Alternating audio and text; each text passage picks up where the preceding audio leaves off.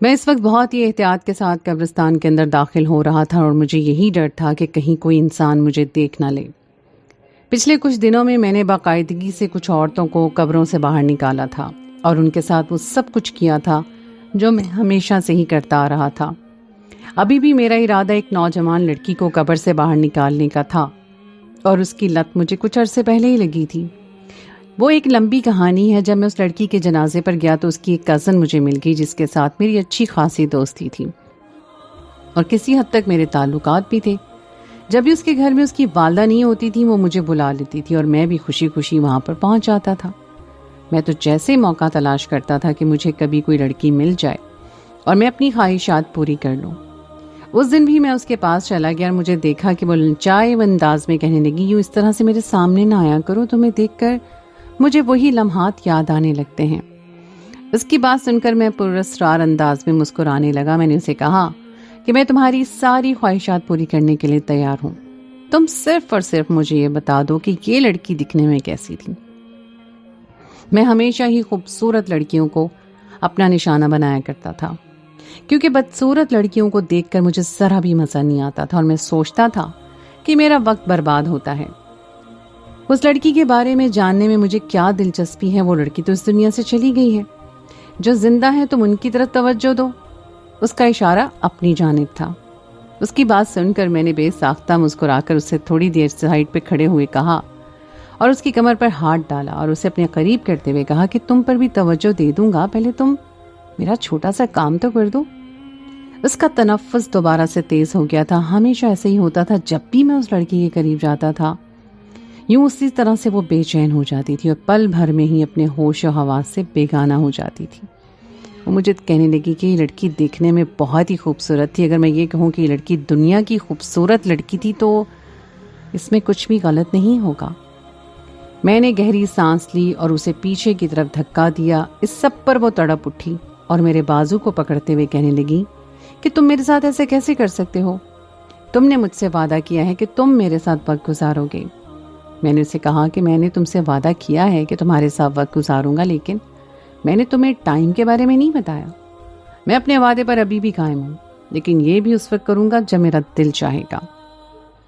میں نے ایک نظر اس کے وجود کی طرف دیکھا اور اسے کہا کہ پچھلے کچھ دنوں سے ایک ہی طرح کا جسم دیکھ کر میرا دل بھر گیا ہے۔ اب مجھ میں اتنی سکت نہیں ہے کہ میں دوبارہ سے وہی وجود برداشت کروں۔ وہ تڑپ اٹھی، تیزی سے میرے پاس آئی اور میرے گریبان کو پکڑتے ہوئے کہنے لگی، تم آخر اس قدر خبیث کیسے ہو سکتے ہو؟ میں نے مسکراتے ہوئے اس کے چہرے کی طرف دیکھا اور اس کے بالوں کی لٹوں کو سائڈ پہ کرتے ہوئے کہا، جتنی خبیث تم ہو اتنا خبیث تو میں ابھی بھی نہیں ہوں۔ جب میں اس کے ساتھ وقت گزارتا تھا تو وہ اکثر میری تعریف کرتی تھی اور مجھے کہتی تھی کہ جو تمہاری بیوی ہوگی وہ بہت ہی خوش نصیب ہوگی۔ ابھی اسے اس بات کا اندازہ نہیں تھا کہ زندہ لوگوں سے زیادہ تو مجھے مردہ لوگوں کے ساتھ وقت گزارنے میں مزہ آتا تھا۔ میں وہاں سے نکلنے ہی لگا تھا، وہ تیزی سے میرے پاس آئی اور پیچھے سے میری کمر کے گرد ہاتھ لپیٹتے ہوئے کہنے لگی، خدا کے لیے مجھے اس طرح سے چھوڑ کے مت جاؤ۔ تم نے دوبارہ سے میرے اندر وہ آگ بھڑکا دی ہے جس کو بجھانے کے لیے میں اتنے لمبے عرصے سے صبر کر رہی تھی۔ میں نے اسے کہا کہ تم اس چودھری کے پاس کیوں نہیں چلی جاتی جس کے ساتھ تمہاری ویڈیو لیک ہو گئی ہے؟ اب کی بار وہ منہ کھول کر حیرت سے میری طرف دیکھتے ہوئے کہنے لگی، شاید اسے اس بارے میں اندازہ نہیں تھا۔ وہ تیزی سے میرے پاس آئی اور مجھے کندھوں سے پکڑ کر جھنجھوڑنے کی ناکام کوشش کرتے ہوئے کہنے لگی، یہ تم کیا کہہ رہے ہو؟ کون سی ویڈیو کی بات کر رہے ہو؟ میں نے اس کی آنکھوں میں دیکھا اور مسکراتے ہوئے کہا کہ وہی ویڈیو جس میں تم اس کے گھر میں اس کے کمرے میں موجود ہو اور اس کے ساتھ رنگ رلیاں منا رہی ہو۔ اس نے اپنا سر دونوں ہاتھوں میں گرا دیا اور مجھے کہنے لگی، نہیں ایسا نہیں ہو سکتا، تم میرے ساتھ کسی قسم کا کوئی مذاق کر رہے ہو۔ کیا تم اس کی حویلی کے کمرے میں نہیں گئی تھی؟ میں نے اس کے چہرے کی طرف دیکھتے ہوئے کہا۔ اس کے چہرے کے ہوش اڑے تھے۔ میں نے پھر اس کی ٹھوڑی پکڑ کر اس کا چہرہ بلند کیا اور اسے کہا، مجھے جھوٹی عورتوں سے شدید نفرت ہے۔ تمہیں پتا ہے میں تم سے کیوں دور ہوا ہوں؟ تم سے میں اسی وجہ سے دور ہوا ہوں کیونکہ تم نے مجھ سے جھوٹ بولا۔ تم نے مجھے کہا تھا کہ میرے علاوہ تم کسی اور لڑکی کی طرف نظر اٹھا کر بھی دیکھنا پسند نہیں کرتی۔ میں نے بھی تمہاری بات پر یقین کر لیا۔ وہ میرے بازو کو پکڑ کر جھنجھوڑنے لگی اور مجھے کہنے لگی کہ تم تو… اس سے پہلے کہ وہ اپنی بات مکمل کرتی میں نے اس کی بات کاٹ دی۔ میں نے اسے کہا کہ کبھی بھی تم سے جھوٹ نہیں بولا. تم سے پہلے بھی کہا تھا کہ بہت سی لڑکیوں کے ساتھ میرے ناجائز تعلقات ہیں اور بہت سی لڑکیوں کے ساتھ ایسے کام کر چکا ہوں کہ اگر تمہیں ان کا پتہ چل جائے تو تمہاری روح بھی کانپ اٹھے. یہ بات میں بغیر کسی خوف کے کھلے عام کر رہا تھا اور مجھے اس پر کسی قسم کی کوئی شرمندگی نہیں تھی. اس وقت میرا ضمیر مردہ ہو چکا تھا. وہ مجھے کہنے لگی کہ آج رات میں تمہارے گھر آؤں گی اور اگر تم نے میرے ساتھ وہ سب کچھ نہیں کیا تو میں سارے محلے والوں کو چیخ کر بتا دوں گی کہ تم نے میرے ساتھ زبردستی کرنے کی کوشش کی ہے. اس جیسی عجیب اور خپتی لڑکی میں نے زندگی میں پہلی بار دیکھی تھی. پہلے مجھے اس کی ذات میں دلچسپی ختم ہو گئی تھی، لیکن اب یہ دلچسپ دوبارہ سے پیدا ہونے لگی تھی. میں بھی دیکھنا چاہتا تھا کہ وہ واقعی رات کو میرے پاس آئے گی یا صرف باتیں ہی کر رہی ہے. میں نے اس کے ہاتھ کو پکڑتے ہوئے تھپکا اور اسے کہا کہ مجھے ٹائم کا بھی بتا دو تاکہ میں اسی حساب سے اپنی روٹین سیٹ کر لوں، کیونکہ رات کے وقت میں نے ایک بہت ہی ضروری کام کرنا ہے. وہ مسکرانے لگی اور کہنے لگی کہ رات کے 3 بجے تک میرا انتظار کرنا. 3 بجے میں تمہارے پاس موجود ہوں گی. اور پھر اس کے بعد وہ عجیب سے انداز میں مسکرانے لگی اور ادائیں دکھاتی وہاں سے چلی گئی. میں ابھی اس کی کمر کو دیکھ رہا تھا. اس کے جانے کے بعد میں دوبارہ سے جنازے کی طرف چلا گیا. اب اس لڑکی کو دفنانے کی بات کی جا رہی تھی.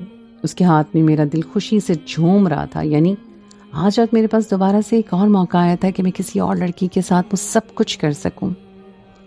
میرے جنازے کے ساتھ ہی وہ موجود تھا لیکن میرے دماغ میں کچھ اور ہی چل رہا تھا. شیطان مجھ پر مکمل طور پر حاوی ہو گیا تھا اور مجھے کچھ بھی سمجھ نہیں آ رہا تھا. فی الحال میری عمر 28 سال تھی اور یہ کام میں نے 20 سال سے شروع کیا تھا. میں نے اس وقت پہلی بار ایک لڑکی کو قبر سے نکالا تھا اور اس کے ساتھ وہ سب کچھ کیا تھا جو اگر میں کسی زندہ لڑکی کے ساتھ کر دیتا تو شاید مجھے کڑی سے کڑی سزا سنا دی جاتی. شازیہ کو دیکھ کر لگتا تھا کہ اگر میں اس کے ساتھ اس طرح کا سلوک کروں تو اس پر ذرا بھی اثر نہیں ہوگا، بلکہ وہ اور زیادہ بے چین ہو جائے گی اور زیادہ تڑپے گی. اپنے قبرستان کے اندر داخل ہوا اور میری نظر پہلی قبر پر پڑی اور یہ وہی قبر تھی جسے 8 سال پہلے میں نے کھودا تھا. اس وقت میں تجربہ کار بھی نہیں تھا اور اس کے ساتھ ساتھ بہت خوف زدہ تھا، مگر اس کے باوجود میں نے اپنا کام مکمل کرنے میں کامیابی حاصل کی تھی. جیسے ہی میں مکمل کر کیا کام کو، اسی وقت ہی میں نے دوبارہ سے قبر کے اندر اسے دفن کر دیا تھا. کسی کو بھی اس بارے میں کچھ بھی معلوم نہیں ہو پایا تھا اور اس کے بعد ہر مہینے ہی میں یہ کام کرنے لگا اور 2 سال گزرے تو ایک دن میں لڑکی کو اپنے سامنے رکھے بیٹھا ہوا تھا کہ اچانک ہی مجھے شور کی آواز سنائی دی. یقیناً کوئی شخص ہے جو اس طرف آ رہا تھا اور وہ اونچی آواز میں رو رہا تھا اور اپنی ماں کو پکار رہا تھا. میں نے اپنے سامنے موجود عورت کو دیکھا تو خوف کی لہر میرے جسم میں دوڑ گئی. وہ عورت ایک بڑی عمر کی تھی. مجھے شک ہونے لگا کہیں یہ اسی شخص کی ماں تو نہیں ہے. میں اس عورت کو جلدی سے وہیں پہ چھوڑا اور درخت کے پیچھے جا کے چھپ گیا. وہ آدمی روتا روتا اسی قبر کے پاس آیا اور سامنے کا منظر دیکھ کے وہ اونچی آواز میں چلانے لگا. اس نے جلدی سے اپنی ماں کو بہتر حالت میں کیا اور اس کا سر سینے سے لگا کر رونے لگا.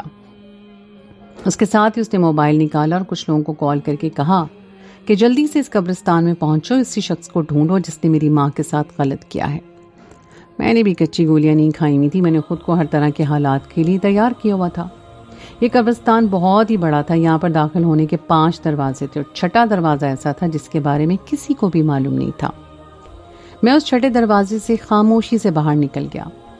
صبح جب سو کر اٹھا تو سامنے اماں پریشانی سے گھر کے اندر داخل ہوئی اور مجھے رات کے واقعے کے بارے میں بتانے لگی جس میں دلچسپی سے سن رہا تھا. اس دن کے بعد مجھے اندازہ ہو گیا تھا کہ احتیاط کرنا بہت ضروری ہے ورنہ کسی بھی وقت میں پکڑا جا سکتا ہوں. اس دن کے بعد میں مردہ عورتوں کے ساتھ ساتھ زندہ عورتوں کی طرف بھی توجہ دینے لگا. تب مجھے اندازہ ہوا کہ زندہ عورتیں بھی مزہ دیتی ہیں. جیسے اس عورت کا جنازہ پڑھ کر وہاں سے اسے لے جایا گیا، اسی وقت میں اپنے گھر چلا گیا. میں نے جلدی سے اپنا بکسا نکالا جہاں پر بہت سی گڑیاں رکھی ہوئی تھیں. میں نے ان میں سے ایک گڑیا نکالی جس نے سفید رنگ کا لباس پہنا ہوا تھا. اس کے بعد میں اس گڑیا کے جسم سے لباس اتارنے لگا. اس گڑیا کے جسم میں چھوٹی چھوٹی سوئیاں لگانے لگا. اس کے بعد میں اس کے جسم کے حصوں کو چھونے لگا. میں اپنے کام میں اتنا مگن تھا کہ مجھے اندازہ ہی نہیں تھا کہ کب اماں کمرے کے اندر داخل ہو گئی.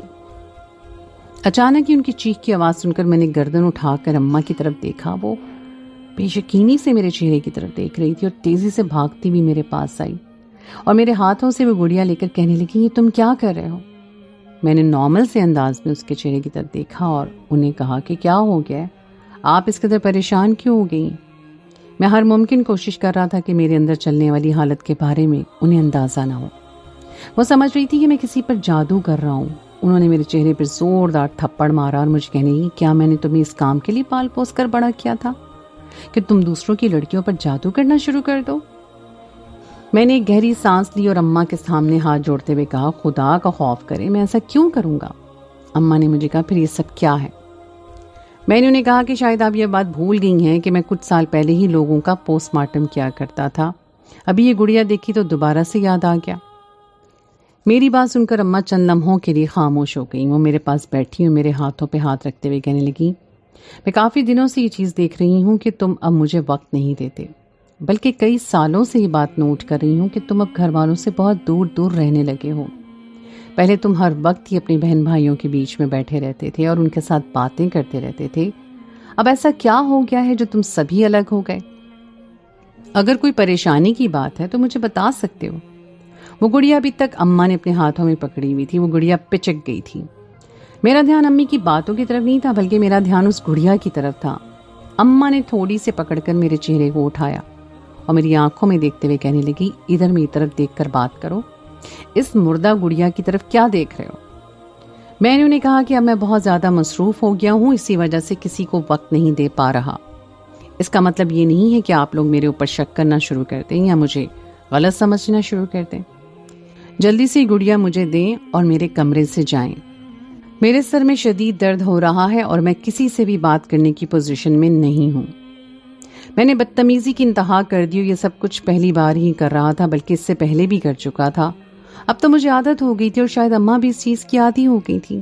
پہل تو وہ رونا شروع کر دیتی تھی، لیکن اب وہ تعصب سے میرے چہرے کی طرف دیکھتے ہوئے کہنے لگی، مجھے ہمیشہ ہی اپنے اوپر افسوس رہے گا کہ میں نے تمہاری اچھی تربیت نہیں کی۔ یہ کہہ کر وہ اپنے کمرے سے باہر نکل گئی۔ ان کے جانے کے بعد میں نے وہ گڑیا دوبارہ سے اٹھائی اور اس کے جسم کے مختلف حصوں پہ ہاتھ پھیرنے لگا۔ اس وقت میرے ذہن میں وہ مردہ لڑکی چل رہی تھی جس سے رات کے وقت میں نے ملنا تھا۔ میں خوشی سے اپنے بستر پر گر گیا اور میں سوچ بھی نہیں سکتا تھا کہ میری زندگی اس قدر خوشگوار ہو جائے گی۔ ہمیشہ ہی میں اپنی زندگی میں کچھ نیا کرنا چاہتا تھا اور اسی کی تلاش میں ہی لگا رہتا تھا کہ آخر ایسی کون سی چیز ہے جو مجھے خوشی پہنچا سکتی ہے۔ جب پہلی بار میں نے یہ کام کیا تو اس وقت میں بہت خوش ہوا تھا۔ میں خود کو ایک پاگل نفسیاتی انسان سمجھنے لگا تھا اور مجھے پاگل اور نفسیاتی بننے میں بہت فخر بھی ہو رہا تھا۔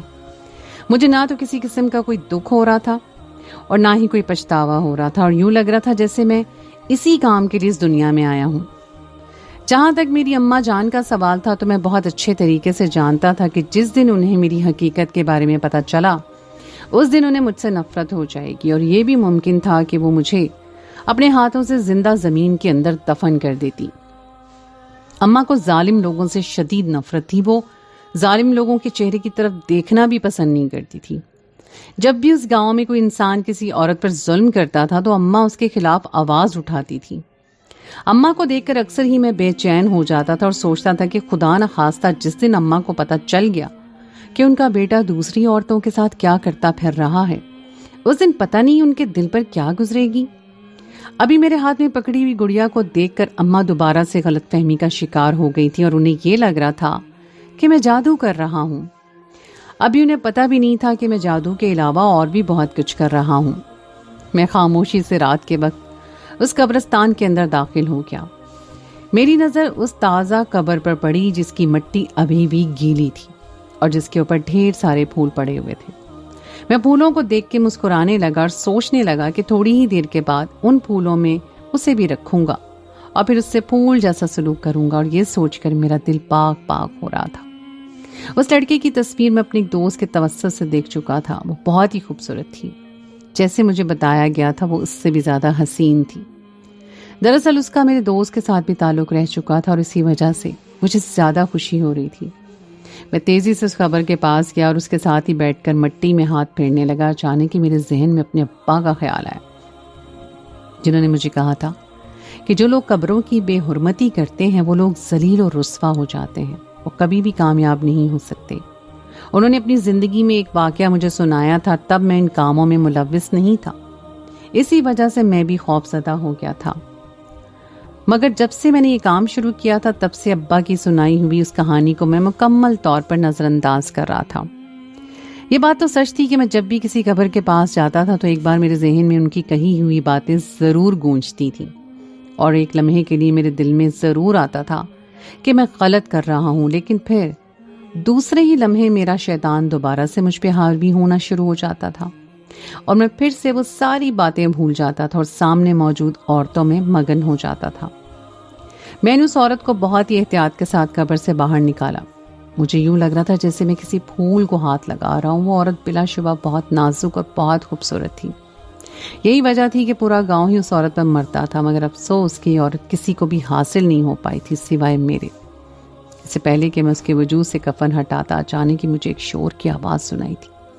آواز سن کر میں گھبرا گیا۔ میں نے اس عورت کو تیزی سے قبر کے اندر پھینکا اور خود درخت کے پیچھے جا کے چھپ گیا۔ میں نے دیکھا کہ ایک لڑکی جو تیزی سے قبرستان کے اندر داخل ہو رہی تھی، اس لڑکی نے اپنے چہرے کو چھپایا ہوا تھا۔ آج سے پہلے میں نے اس لڑکی کو یہاں پر نہیں دیکھا تھا۔ اس کو دیکھ کے مجھے حیرت ہونے لگی کہ آخر یہ کون ہے اور یہاں پر کیا کر رہی ہے۔ وہ اتنی زیادہ خوفزدہ تھی کہ وہ یہ بھی نہیں دیکھ پائی کہ قبر کھلی ہوئی ہے اور اس میں سے مردہ باہر موجود ہے۔ وہ آگے پیچھے اوپر کی طرف دیکھتے ہوئے چلتی جا رہی تھی۔ اس کے جانے کے بعد میں دوبارہ سے اس عورت کے پاس چلا گیا، اور اب کی بار میں اس عورت کے جسم سے وہ کفن ہٹانے لگا۔ جیسے ہی ہٹا کر فارغ ہوا، اپنے کانوں میں ایک سرگوشی کی آواز سننے لگا، ابھی اور اسی وقت سیدھے ہو کر کھڑے ہو جاؤ، ورنہ میں سب لوگوں کو تمہاری حقیقت کے بارے میں بتا دوں گی۔ یہ سرگوشی سن کر میں ایک لمحے کے لیے تو کانپ گیا، لیکن دوسری لمحے مجھے خیال آیا کہ مجھے ڈرانے والی شخصیت کوئی اور نہیں بلکہ ایک معمولی سی لڑکی ہے جسے میں بہت جلدی اپنے کنٹرول میں کر سکتا ہوں۔ میں نے جلدی سے اس کا ہاتھ پکڑا اور اس کے سر پہ زور سے اپنا سر مار کر اسے بے ہوش کر دیا۔ میں یہ سوچ کے مسکرا رہا تھا کہ تھوڑی دیر بعد جب پولیس وہاں پر آئے گی تو یہی سمجھے گی کہ اس لڑکی کے ساتھ یہ سب کرنے والی کوئی اور نہیں بلکہ یہی لڑکی ہے جو کہ قریب بے ہوش پڑی ہوئی ہے۔ میں گارنٹی سے یہ بات نہیں کہہ سکتا تھا کہ اس لڑکی نے میرا چہرہ نہیں دیکھا، اس وجہ سے میں خوفزدہ نہیں تھا۔ ان دونوں کو وہیں پر پھینک کر میں تیزی سے قبرستان سے باہر نکل آیا، اور اب میرا رخ اپنے گھر کی طرف تھا۔ میری نظروں کے سامنے اسی لڑکی کا چہرہ گھومنے لگا جس لڑکی نے مجھ سے وعدہ کیا تھا کہ وہ آج رات ملنے کے لیے میرے پاس آئے گی۔ ایک نظر میں نے گھڑی کی طرف دیکھا جہاں پر رات کے 2 بج رہے تھے۔ اس کے آنے میں ابھی تھوڑا وقت باقی تھا۔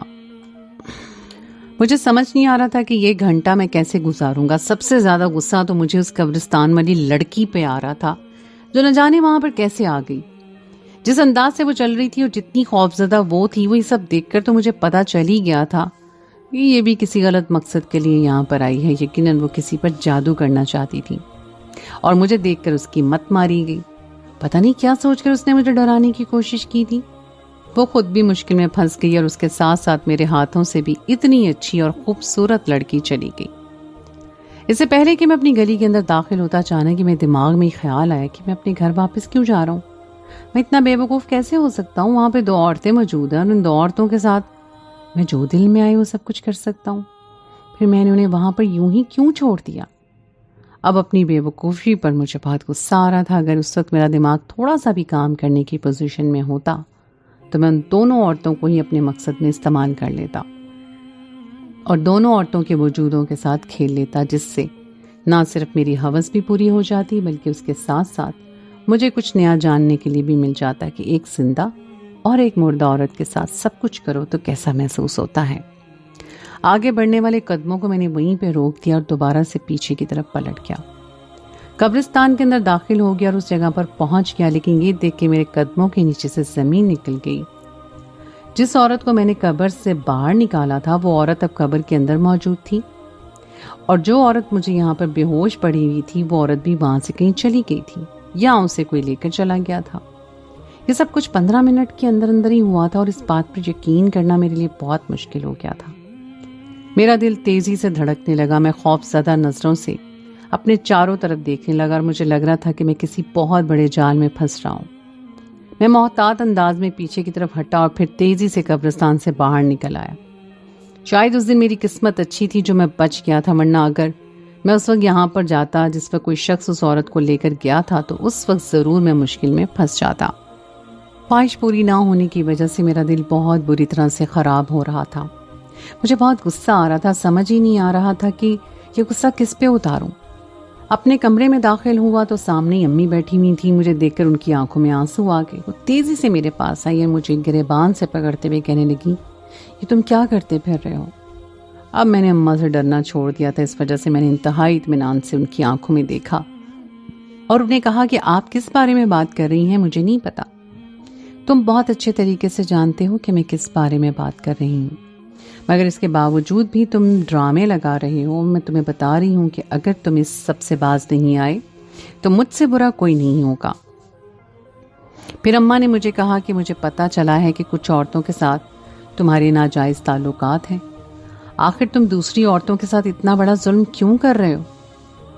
میں نے گہری سانس لی، اماں کے گندے پہ ہاتھ رکھا اور انہیں تسلی دیتے ہوئے کہا کہ ایسا کچھ بھی نہیں ہے، آپ نے غلط سن لیا ہے۔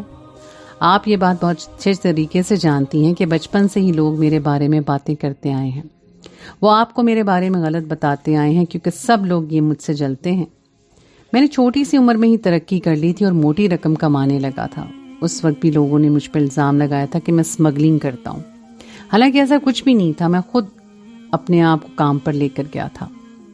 اماں میری بات سن کے مطمئن نہیں ہو رہی تھی، وہ کہنے لگی کہ میں ایک ماں ہوں اور اس کی اولاد جب بھٹکنے لگتی ہے تو ماں کو پتہ چل جاتا ہے۔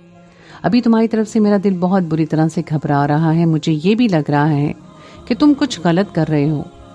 بیٹا یہ میرے بوڑھے ہاتھوں کا واسطہ ہے، خدا کے لیے کچھ بھی ایسا نہ کرنا جس کی وجہ سے نہ صرف تمہیں شرمندگی اٹھانی پڑے بلکہ اس کے ساتھ ساتھ ہم لوگ بھی ذلیل و رسوا ہو جائیں۔ میں نے اماں سے کہا کہ ایسا کچھ بھی نہیں ہوگا، آپ بے فکر ہو جائیں، میں آپ کو کبھی بھی مایوس نہیں کروں گا۔ میں نے انہیں کہا کہ یہ بہت رات ہو گئی ہے، اب آپ کو اپنے کمرے میں چل کے سو جانا چاہیے۔ امی کہنے لگی آج میں تمہارے پاس ہی سوؤں گی۔ مجھے لگا کہ میرے قدموں کے نیچے سے زمین نکل گئی ہے۔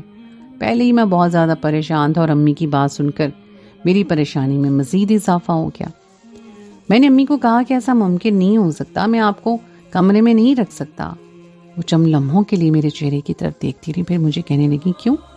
کیا کسی اور کو اپنے کمرے میں بلانے کا ارادہ ہے؟ میں مکمل طور پہ خاموش ہو گیا اور میرے منہ سے ایک لفظ بھی ادا نہیں ہو رہا تھا۔ وہ مجھے گھورتی گھورتی کمرے سے باہر نکل گئی۔ میں وہیں بستر پر لیٹ گیا اور تھوڑی دیر کے بعد میں اپنے کمرے سے نکل کر چھت پر چلا گیا۔ مجھے پتا تھا وہ لڑکی یہیں پر مجھ سے ملنے کے لیے آئے گی۔ میں اسے کمرے کا دروازہ کھلا ہوا تھا، 3 بجے کا وقت ہوا تو اچانک ہی مجھے قدموں کی آہٹ سنائی تھی۔ میرے لبوں پہ مسکراہٹ پھیل گئی۔ دن کے وقت میں اس کے وجود کو دھتکار رہا تھا اور اسے کہہ رہا تھا کہ مجھے ذرا بھی دلچسپی نہیں ہے، لیکن اب میرے دل میں اس کے لیے دوبارہ سے جذبات جنم لینے لگے تھے۔ تھوڑی دیر کے بعد وہ کمرے کے اندر داخل ہو گئی۔ اس نے اس وقت سرخ رنگ کا جوڑا پہنا ہوا تھا اور اوپر سے اس نے سرخ رنگ کی چادر لی ہوئی تھی۔ جب اس نے چادر ہٹائی تو مجھے لگا کہ میں اگلی سانس نہیں لے پاؤں گا۔ اس کا جوڑا بہت ہی بےہودہ تھا جس سے اس کے جسم کے نشیب و فراز صاف ظاہر ہو رہے تھے، مگر اسے تو کسی چیز سے فرق ہی نہیں پڑ رہا تھا۔ ایسا لگ رہا تھا جیسے وہ شرم و حیا بیچ کر آئی ہے۔ میں بھی جلدی سے اپنے بستر پر اٹھ بیٹھا اور اس کے اپنے قریب آنے کا انتظار کرنے لگا۔ وہ ایک ادا سے چلتی ہوئی میرے پاس آ رہی تھی اور میرا بس نہیں چل رہا تھا کہ اسے جلدی سے اپنے باہوں میں بھر لوں۔ اس سے پہلے کہ میں اس کا بازو پکڑ کر اسے اپنے پاس کھینچتا، وہ جلدی سے پیچھے ہوئی اور مجھے کہنے لگی، تم مجھے کہتے تھے کہ تمہیں میری ذات سے کوئی دلچسپی نہیں ہے، لیکن اب تو تمہاری شکل دیکھ کر یوں لگ رہا ہے کہ تم کسی طرح مجھے حاصل کرنا چاہتے ہو۔ میں بے چینی سے اس کے چہرے کی طرف دیکھنے لگی اور اسے کہا کہ ساری باتیں فی الحال کے لیے نہیں ہیں، ان باتوں کو کسی اور دن کے لیے چھوڑو اور اب جلدی سے میرے پاس آؤ، مجھ سے صبر نہیں ہو رہا۔ وہ مجھے کہنے لگی کہ صبر تو مجھ سے بھی نہیں ہو رہا، لیکن پتہ نہیں کیوں تمہیں تڑپتا ہوا دیکھ کر بہت مزہ آ رہا ہے۔ میں تم سے بہت پہلے بھی تعلق بنا چکی ہوں، لیکن کبھی بھی تمہاری حالت اس جیسی نہیں ہوئی تھی۔ فی الحال تو دیکھ کے لگ رہا ہے کہ تم مجھے پانے کے لیے مری جا رہی ہو، اور تمہیں تو پتہ ہے کہ ایک عورت کو اس وقت کتنی خوشی ملتی ہے جب اسے یہ پتہ چلتا ہے کہ کوئی مرد اس کا طلبگار ہے اور اسے شدت سے پانا چاہتا ہے۔ انتظار کرنا اس مرد کے لیے بہت مشکل ہو جاتا ہے۔ میں نے اس کے سامنے ہاتھ جوڑ دیا، اسے کہنے لگا، خدا کا واسطہ خاموش ہو جاؤ، اپنی یہ بکواس بند کرو اور جلدی سے میرے پاس آؤ۔ میرا یہ انداز دیکھ کے وہ کھلکھلا کر ہنسنے لگی۔ اسے اتنی اونچی آواز میں ہنستا دیکھ کر میں پریشان ہو گیا۔ میں تیزی سے اس کے پاس گیا۔ اس نے سائڈ پر ہونے کی کوشش کی، مگر میں اسے پھرتی کا مظاہرہ کیا اور اسے اپنے قابو میں کر لیا۔ میں نے اس کی آنکھوں میں دیکھا اور غصے سے کہا، آہستہ ہنسو، اماں میری اس وقت جاگ رہی ہیں، کہیں ایسا نہ ہو کہ وہ اس کمرے میں آ جائیں، پھر ہم دونوں کے لیے مشکل پیدا ہو جائے گی۔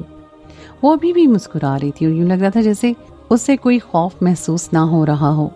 وہ مجھے کہنے لگی کہ اب مجھے تمہاری اماں سے ڈر نہیں لگتا، بلکہ اب وہ مجھے کسی سے بھی ڈر نہیں لگتا، چاہے کوئی مجھے کیوں نہ پکڑ لے، مجھے فرق نہیں پڑتا۔ میں نے حیرت سے اس کے چہرے کی طرف دیکھا۔ یہ بات ماننا میرے لیے مشکل تھا، کیونکہ وہ جب بھی میرے پاس آتی تھی ہمیشہ اس بات کا اظہار کرتی تھی کہ اسے اپنی اماں سے بہت ڈر لگتا تھا اور وہ خوف زدہ ہو جاتی ہے جب اس کی ماں اسے اس طرح کا کوئی سوال پوچھتی، مگر آج تو اسے اپنی ماں سے بھی خوف محسوس نہیں ہو رہا تھا اور نہ ہی میری ماں سے ڈر لگ رہا تھا۔ میں نے حیرانگی سے اس کی طرف پوچھا اور وجہ جاننے کی کوشش کی تو وہ ہنستے ہوئے کہنے لگی، مجھے پتا ہے اگر تمہاری ماں نے ہم دونوں کو رنگے ہاتھوں پکڑ لیا تو وہ ہم دونوں کا نکاح کر دیں گی، فائدہ صرف اور صرف میرا ہی ہوگا۔ اس کی بات سن کر میرا دل خراب ہونے لگا۔ میں نے اسے تیزی سے پیچھے کی طرف دھکا دیا، وہ زمین پہ گری اور منہ کھول کر حیرت سے میرے چہرے کی طرف دیکھنے لگی۔ میں نے اس کے وجود پر تھوکا اور اس سے کہا کہ تم یہ بات اپنے ذہن سے نکال دو، بلکہ خواب میں بھی نہ سوچو کہ میں کبھی تمہیں اپناؤں گا۔ تم جیسی لڑکیوں کے ساتھ تو ہم لڑکے بس وقت گزارنا پسند کرتے ہیں۔ مجھ میں دوبارہ سے غرور آنے لگا تھا اور میں یہ بات بھول چکا تھا کہ فی الحال اسے میری نہیں بلکہ مجھے اس کی ضرورت ہے۔ اس کی آنکھوں میں آنسو آ گئے۔ وہ جلدی سے اٹھ کھڑی ہوئی اور میری آنکھوں میں دیکھتے ہوئے کہنے لگی، تمہیں کبھی بھی پاک اور صاف بیوی نہیں ملے گی، تم صرف اور صرف بے چینی کا شکار رہو گے۔ تمہیں ایک ایسی بیوی ملے گی جو تمہیں تگنی کا ناچ نچا دے گی اور جسے نہ جانے کتنے مردوں نے ہاتھ لگایا ہوگا۔ تم ہمیشہ ہی پاک دامن کے لیے ترستے رہو گے۔ اس کی باتیں سن کر میرے دماغ کی رگیں پھٹنے کے لیے تیار ہو گئی۔ میں تیزی سے اس کے پاس گیا۔ اس سے پہلے کہ میں اسے سبق سکھاتا، اس نے میرے ہاتھ کو پیچھے کی طرف جھٹکا اور مجھے کہنے لگی، خبردار جو تم نے مجھے ہاتھ لگانے کی بھی کوشش کی۔ میں تمہیں ایک انسان کا بچہ سمجھتی تھی، لیکن تم تو ایک ذلیل ترین انسان ہو۔ میرے دل میں تمہارے لیے جتنی بھی محبت تھی اور جتنی بھی طلب تھی وہ ساری طلب ختم ہو گئی ہے۔ میں تم جیسے مرد پر تھوکنا بھی پسند نہیں کرتی۔ یہ کہہ کر اس نے میرے منہ پر تھوکا۔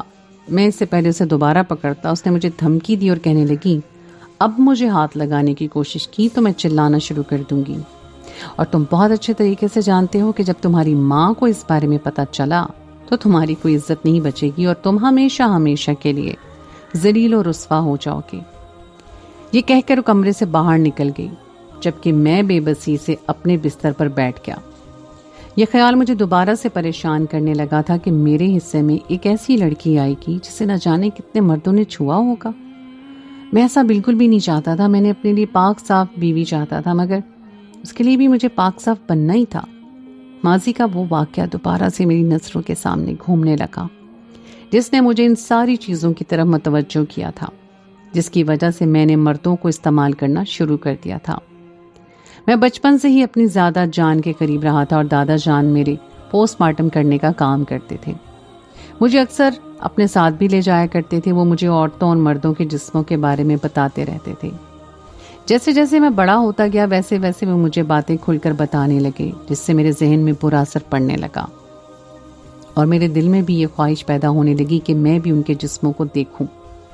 جب میں ان سے بات کرنے کا اظہار کرتا تو وہ ہنس کر میری بات ٹال دیتے اور مجھے کہتے کہ یہ سب کچھ اتنا آسان نہیں ہے، اس کے لیے تمہیں پہلے ڈاکٹر کی تعلیم حاصل کرنی ہوگی اور پھر اس کے بعد تمہیں لوگوں کو اپنے اعتماد میں لینا ہوگا۔ جب تم یہ کام شروع کر دو گے تو ساری چیزیں تمہارے لیے آسان ہو جائیں گی۔ اب وہ مجھے مردہ لوگوں کے جسموں کی طرف متوجہ کرنے لگے تھے اور کچھ ہی دنوں کے بعد مجھے پتا چلا کہ میرے دادا جان دوسرے گاؤں میں جا کر لوگوں کا غسل کرتے ہیں۔ جب میں نے زیادہ اس بارے میں پوچھا تو زیادہ مجھے کہنے لگے کہ کیا کروں، دل کو تسلیم پہنچانے کے لیے سب کچھ کرنا پڑتا ہے۔ میں نے دادا سے پوچھا کیا یہ سب غلط نہیں ہے؟ میری بات سن کر دادا ہنس کر بولے کہ جو کام ہمیں خوشی دیتا ہے وہ کام غلط نہیں ہو سکتا، اور اس کے بعد ہی میری بات دل میں فٹ ہو گئی کہ جس کام میں مجھے خوشی ہوگی ہمیشہ وہ کام ٹھیک ہوگا۔ میں سچ اور غلط کی تمیز کو مکمل طور پر بھول گیا تھا۔ ایک دن دادا جان کے ساتھ میں بھی پوسٹ مارٹم کرنے کے لیے ان کے کمرے کے اندر داخل ہو گیا۔ ویسے تو اس کام کی اجازت نہیں تھی، لیکن دادا جان نے اپنے ساتھ ایک ساتھی کو پیسے دے رکھے تھے۔ اس ساتھی نے وعدہ کیا کہ وہ کسی کو بھی اس بارے میں نہیں بتائے گا۔ اس دن پہلی بار میں نے ایک مردہ جسم کو دیکھا تھا اور اس کا پوسٹ مارٹم کیا تھا۔ وہ ایک عورت تھی۔ یہ سب دیکھ کر مجھے بہت خوشی ہو رہی تھی۔ میں نے دوبارہ دادا جان سے کہا کہ اب میں بھی وہی کام کروں گا جس سے مجھے خوشی ہوگی، اور اس کام کو دیکھ کر مجھے واقعی بہت خوشی ہو رہی ہے۔ دادا میری بات سن کر ہنس پڑے اور میرے کندھے کو تھپکتے ہوئے کہنے لگے کہ مجھے اپنے بچے پہ بہت فخر ہے، میرا بچہ مجھے کبھی بھی مایوس نہیں کرے گا۔ میرے دادا بہت ہی عجیب و غریب انسان تھے، انہیں دوسروں کو تکلیف میں دیکھ کر ہمیشہ ہی خوشی ملتی تھی، اس لیے وہ میری اماں کو بھی پریشان کرتے رہتے تھے اور انہیں بھی عجیب و غریب قسم کی باتیں کہتے تھے، مگر مجھے اس سب سے کوئی فرق نہیں پڑتا تھا کیونکہ مجھے اپنے دادا جان سے بہت محبت تھی۔ جب میرے دادا جان کا انتقال ہوا تو اس کے بعد ان کی جگہ میں نے سنبھالی۔ پھر نہ صرف اسپتال میں لوگوں کا پوسٹ مارٹم کرنے لگا بلکہ ان کے ساتھ ساتھ میں قبروں سے بھی مردوں کو نکالنے لگا۔ پہلی بار جس مردے کو میں نے نکالا وہ بھی ایک عورت تھی اور میری سوچ سے بھی زیادہ خوبصورت تھی۔ جب میں اس کے ساتھ وہ سب کچھ کر رہا تھا تب دادا کی کہی ہوئی بات میرے ذہن میں گونج رہی تھی۔ میرے دادا کی بھی یہ خواہش تھی کہ وہ کسی نوجوان لڑکی کے ساتھ یہ سب کچھ کرے، مگر انہیں کبھی بھی نوجوان لڑکی نہیں ملتی تھی۔ ہمیشہ ان کے حصے میں ایک بری ہی لڑکی آتی تھی اور میں اس وقت یہی سوچ رہا تھا کہ اگر دادا جان اس وقت میرے پاس ہوتے تو یہ لڑکی میں ان کے حوالے کر دیتا۔ اپنے دادا جان کی وجہ سے میں ایک نفسیاتی مریض بن گیا تھا اور مجھے اس طرح کی چیزیں خوشی پہنچانے لگی تھیں۔ بعض اوقات ان چیزوں کو سوچ کر میرے سر میں شدید درد بھی ہوتا تھا، لیکن وہ درد تھوڑی دیر تک کے لیے ہوتا تھا اور پھر بعد میں سب کچھ میں بھول جاتا تھا، دوبارہ سے اپنی پرانی زندگی کی طرف لوٹ آتا تھا۔ اماں اکثر ہی مجھے دن کی باتیں یاد دلاتی تھیں اور میرے سامنے قرآن پاک کی تلاوت بھی کرتی تھیں، مجھے نصیحتیں بھی کرتی تھیں، مگر میرے دل میں اس حد تک سیاہی پھیل گئی تھی کہ مجھ پر وہ نصیحتیں اثر ہی نہیں کرتی تھیں۔ مجھے صرف اور صرف اپنی خواہشات پوری کرنے کی بے چینی رہتی تھی۔ تھوڑی عرصے کے بعد میرا رابطہ ایسے لوگوں کے ساتھ ہو گیا جو لڑکیوں کے کاروبار میں ملوث تھے۔ یوں میں لڑکیوں کے ساتھ چکر چلانے لگا اور پھر انہیں باہر کے ملک میں اسمگل کرنے لگا۔ انہیں اسمگل کرنے سے پہلے میں خود سے بھی پہلے ہی استعمال کر لیتا تھا۔ اچھی خاصے مجھے پیسے آنے لگے اور تھوڑے عرصے میں نے بہت ترقی کر لی۔ گاؤں کے ایک آدمی کو اس بارے میں خبر ہوئی تو اس نے میری اماں کو شکایت لگا دی، مگر ہمیشہ کی طرح اماں کو میں نے اپنی باتوں میں الجھا کر بے وقوف بنا لیا اور انہیں کہا کہ سب لوگ میری کامیابی سے جلتے ہیں، اسی وجہ سے میرے بارے میں اس طرح کی باتیں کرتے ہیں۔ آپ کو اپنے بیٹے پر یقین ہونا چاہیے۔ اماں کو میں نے حد سے زیادہ جذباتی کر لیا تھا اور وہ بھی میری بات ماننے کے لیے راضی ہو گئی۔ میں نے اپنی بڑی دونوں بہنوں کی شادیاں کی، ان کو جہیز میں ہر طرح کی چیزیں دیں، جس کی وجہ سے اماں مکمل طور پہ خاموش ہو گئی۔ دوبارہ انہوں نے مجھے کبھی بھی تانا نہیں دیا۔ میرے محلے میں کچھ ایسی لڑکیاں بھی آ گئی تھیں جو کنواری تھیں اور ان کا اپنے اوپر ذرا بھی کنٹرول نہیں تھا۔ بہت پہلے ہی وہ اپنی عزت کھو چکی تھیں اور وہ جانتی تھیں کہ کوئی بھی شریف انسان ان سے شادی نہیں کرے گا اور نہ ہی وہ کسی انسان کے ساتھ شادی کر سکتی تھیں، کیونکہ اس طرح سے ان کی اصلیت سب کے سامنے کھل جاتی۔ کہنے کو وہ ایک شریف خاندان سے تعلق رکھتی تھی، لیکن اگر ان کے گھروں کے اندر جا کر دیکھا جاتا تو ان سے زیادہ بدکار اور کوئی تھا ہی نہیں۔ اسی دوران میری ملاقات شازیہ سے ہوئی۔ شازیہ میری زندگی میں آنے والی وہ واحد لڑکی تھی۔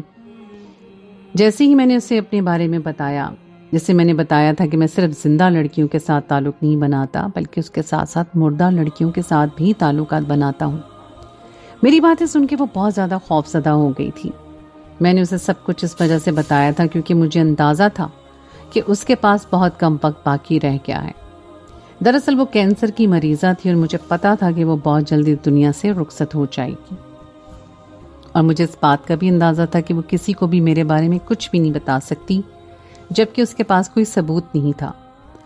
زندگی تیزی سے گزرتی جا رہی تھی، میں اپنی زندگی میں بہت خوش تھا۔ کبھی کبھار میرے ذہن میں یہ خیال آتا تھا کہ اگر میری بہنوں کے ساتھ کسی نے بھی یہ کچھ کیا پھر میں کیا کروں گا۔ دوسری لمحے میں اس خیال کو جھٹک دیتا تھا اور میں یہ سوچتا تھا کہ میرا بھائی بہت شریف ہے، ضروری نہیں ہے کہ میرے گناہوں کی سزا میری بہنوں کو ملے۔ ایسا بھی تو ہو سکتا ہے کہ میرے بھائی کی شرافت کی وجہ سے میری بہنیں بچ جائیں۔ میں ہمیشہ ہی بہانے بناتا تھا اور خود کو جھوٹی تسلیاں دیتا رہتا تھا۔ اس رات لڑکی کو کمرے سے بھیجنے کے بعد میں بے چین ہو کر بستر پر بیٹھ گیا اور میں نے فیصلہ کیا کہ کل کچھ بھی ہو جائے دوبارہ قبرستان جاؤں گا۔ اس بار میں نے قریب کے گاؤں کے قبرستان جانے کا فیصلہ کیا تھا اور اگلی ہی رات میں قبرستان کے لیے نکل کھڑا ہوا۔ میں قبر کھود کے جیسے ہی اچانک مجھے اپنے پیچھے کسی کی موجودگی کا احساس ہوا۔ پیچھے پلٹ کر دیکھا تو وہاں پر نہ جانے کتنے مرد حضرات کھڑے تھے اور ان کے سامنے ایک عورت کھڑی تھی۔ یہ وہی عورت تھی جس کو 8 سال پہلے میں نے ذلیل اور رسوا کر دیا تھا، اور اس عورت کو دیکھ کر میں پوری طرح سے خوفزدہ ہو گیا۔ وہ عجیب سے انداز میں مسکرانے لگی اور مجھے کہنے لگی، تمہیں کیا لگتا تھا کہ تم ساری زندگی اپنی منمانیاں کرتے رہو گی اور تمہیں کوئی کچھ نہیں کہہ پائے گا؟ اس صورت نے مجھے بتایا کہ میری ماں ظالم تھی، اسی وجہ سے اس نے مجھے زندہ ہی دفنا دیا تھا۔ میں مری نہیں تھی بلکہ بیمار تھی، اور تمہیں بھی اس بارے میں بہت اچھے طریقے سے پتا تھا، مگر اس کے باوجود بھی تم نے میرے ساتھ وہی سب کچھ کیا۔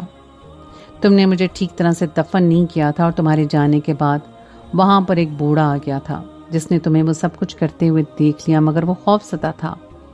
اس نے مجھے دوبارہ سے باہر نکالا اور مجھے اپنے ساتھ لے کر گیا، کیونکہ اسے اندازہ ہو گیا تھا کہ میں زندہ ہوں۔ اس کے بعد وہ میرا خیال رکھنے لگا۔ تمہاری وجہ سے اپنی زندگی کے ساتھ ساتھ میں نے کومے میں گزارے سارے 7 سالوں کے بعد جب ہوش آیا، لیکن وہ واقعہ ابھی تک مجھے بھولا نہیں تھا۔ مجھے یہ بھی اندازہ تھا کہ تمہاری بھوک بھی بڑھ چکی ہوگی۔ میں تمہیں رنگے ہاتھوں پکڑنا چاہتی تھی، اور اس رات مجھ سے یہ غلطی ہو گئی تھی کہ میں نے تمہارے سامنے جانے کا فیصلہ کر لیا تھا، مگر تم بھی صدا کے بے وقوف نکلے، تم بھی وہاں سے بھاگے۔ اگر اسی دن تم مجھے پہچان لیتے تو میں آج یہ سب کچھ کرنے میں کامیاب نہ ہوتی۔ سب لوگوں کے سامنے اس عورت کی وجہ سے میری حقیقت واضح ہو گئی تھی۔ میں جو سوچ رہا تھا کہ پہلی عورت جس کے ساتھ میں نے سب کچھ کیا ہے وہ عورت مری ہوئی ہے، نہ صرف میری غلط فہمی ہوئی بلکہ وہی عورت مجھے بھیانک انجام پر پہنچانے کے لیے اٹھ کھڑی ہوئی تھی۔ سب لوگ ہی مجھ پر تھو تھو کر رہے تھے۔ اس سے پہلے کہ وہ مجھ پر پتھر برسانا شروع کر دیتے، وہاں پر پولیس آ گئی۔ وہ مجھے اپنے ساتھ لے کر چلی گئی اور جیل میں مجھے ملنے کے لیے اماں آئیں۔ اماں جان کو دیکھ کر میں بہت شرمندہ ہوا۔ مجھے دیکھ کے مسکراتے ہوئے کہنے لگی، اللہ کرے تمہیں پھانسی ہو جائے۔ انہوں نے یہ بات بہت ہی بے رحمی سے کہی تھی، اور اس کے علاوہ انہوں نے کچھ بھی نہیں کہا اور وہاں سے چلی گئی۔ مجھے سمجھ ہی نہیں آ رہا تھا میں کیا کروں۔ سوچ بھی نہیں سکتا تھا کہ کبھی اس طرح سے پکڑا جاؤں گا۔ اس عورت سے مجھے شدید نفرت کا احساس ہو رہا تھا، اور دوبارہ وہ عورت ملنے کے لیے میرے پاس آئی۔ اس نے مجھے کہا تھا کہ میں نے تمہاری پھانسی رکوا دی ہے کیونکہ میں چاہتی ہوں کہ تم ساری زندگی پچھتاوے میں گزارتے رہو۔ مجھے جیل میں رہتے ہوئے تقریباً 18 سال گزر گئے ہیں، لیکن 18 سالوں میں ہر وقت ہر لمحہ ہی میں مچتاتا رہتا ہوں۔ ایک لمحے کے لیے بھی مجھے سکون نصیب نہیں ہوتا۔ میں اپنے گناہوں کی معافیا مانگتا رہتا ہوں، لیکن میرے گناہ اتنے زیادہ ہیں، مجھے لگ رہا ہے کہ اگر میری زندگی میں اور ہوئی تو میں روتا رہوں گا اور مجھے معافی نہیں ملے گی۔